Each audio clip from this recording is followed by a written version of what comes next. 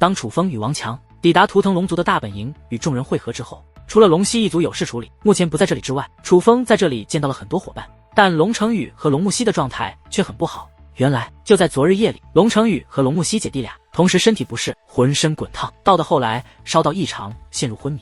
就连龙一道长与龙二道长这种实力高超的界灵大师也无法诊断出他们发生了什么，越看越不对劲，只觉得像是被某种力量附身了。眼下楚风看着躺在散发寒气石头上的龙木熙与龙成宇姐弟二人，也是看不出所以，于是准备上前查探，却发现他们二人身上的体温高得可怕，楚风的修为竟无法触碰他们身躯。可不对啊，他们身体散发的温度，若是楚风都无法触碰，那龙木熙和龙成宇根本无法承受，应该早就被炼化成灰了才对。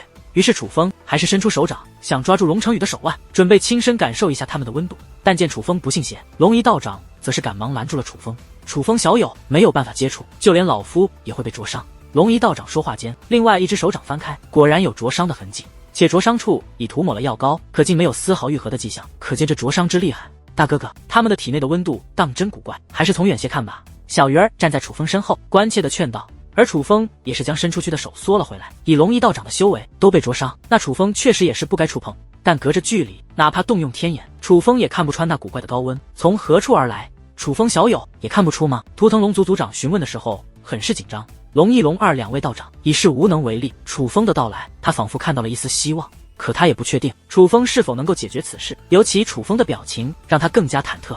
楚风摇了摇头，这使得图腾龙族族长那刚刚平稳一点的心再度悬了起来。不过前辈也不必过度担心，他们散发的高温虽古怪，但生命特征倒是平稳。对了，族长前辈，他们最近接触了什么特殊之物，或是去过什么地方吗？楚风询问，想要从根源找到一些线索。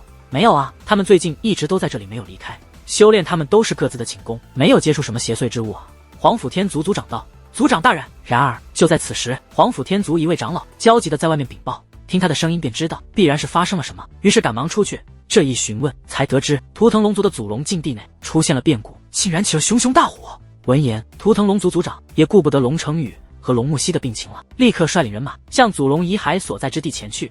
祖龙遗骸对于图腾龙族而言太过重要，若没有祖龙遗骸，便也不会有图腾龙族今日荣耀。因此，图腾龙族族人是真的将祖龙遗骸视作先祖，他们是能够为了祖龙遗骸牺牲性命的。我们也去。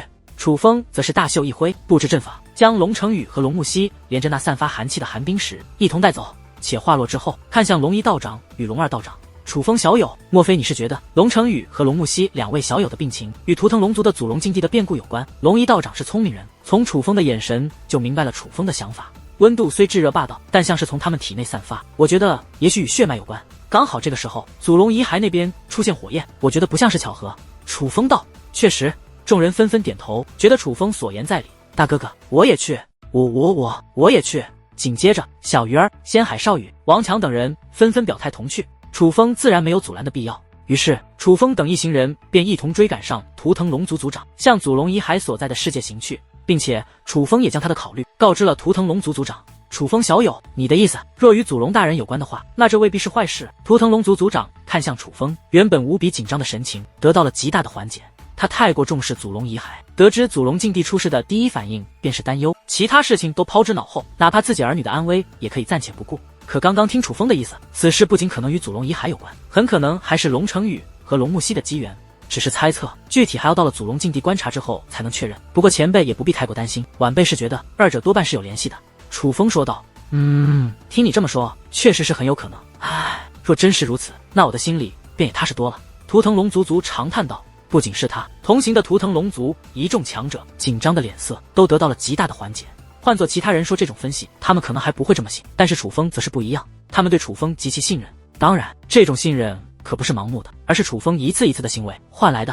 图腾龙族使用特殊手段，倒也并未花费太久，便来到了祖龙遗骸所在的世界。当踏入祖龙禁地，便感受到了炙热的温度席卷天地。祖龙原本躺着的地方被熊熊烈焰所覆盖，烈焰冲天，化作了贯穿天地的火焰墙壁。那恐怖的温度也正是自那火焰传来，而那火焰的温度竟与龙成宇和龙木熙身上的温度相同。莫非真的与祖龙大人有关？感受到那火焰的温度，人们便觉得楚风的猜测越发靠谱。然而此地火焰不仅凶猛，却也阻挡视线，人们根本看不穿那火焰，一时间也寻找不到更多线索。反而那火焰将祖龙遗骸封锁，他们看不到祖龙遗骸具体情况，使得图腾龙族众人再度担忧起来。祖龙大人，是您吗？莫非您还在世？若是我等晚辈做错了什么事，惹怒了您的话，还请祖龙大人明示。无可奈何之下，图腾龙族族长率领图腾龙族众人齐刷刷地跪在地上，朝着祖龙遗骸所在的方位进行跪拜。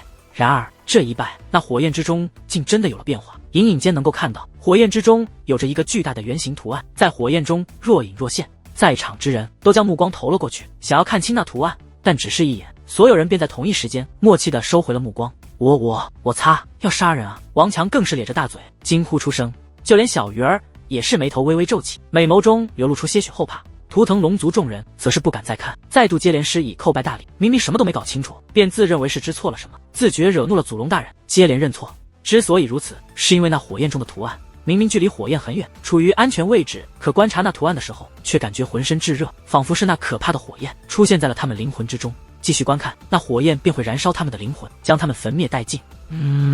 就在此刻，龙成宇和龙木西都是发出痛苦的低吟，同时他们的肌肤浮现淡淡光滑，那光滑竟是自皮肤内映射而出的纹路，伴随其越发清晰，仿佛龙鳞叠加在皮肤之上。他们体内本就流淌着龙族血脉，出现这等变化，本神圣无比。可偏偏他们那扭曲的脸庞，说明他们很是痛苦，这更加预示着他们的变化是与那祖龙遗骸有关。蛋蛋，你的目光不要跟随我。楚风丢下这句话，便再度将目光投向那火焰中的图案。考验也好，真的有危险也罢，那火焰中的图案都是眼下唯一的突破口。想搞清楚缘由，只能看穿那图案。楚风盯着图案凝视，图案越发清晰的同时，楚风能够感受到自己的灵魂快要燃烧起来。伴随图案清晰的，还有死亡的靠近。可楚风没有丝毫动摇，始终凝视着那火焰中的图案，那架势非要看穿那图案蕴藏什么不可。忽然，一切静止，那凶猛的炙热感从内至外彻底消失，就连周遭之人的声音也消失不见。楚风仿佛进入了特殊的安静世界，直到一道声音映入楚风耳中：“你不怕死？”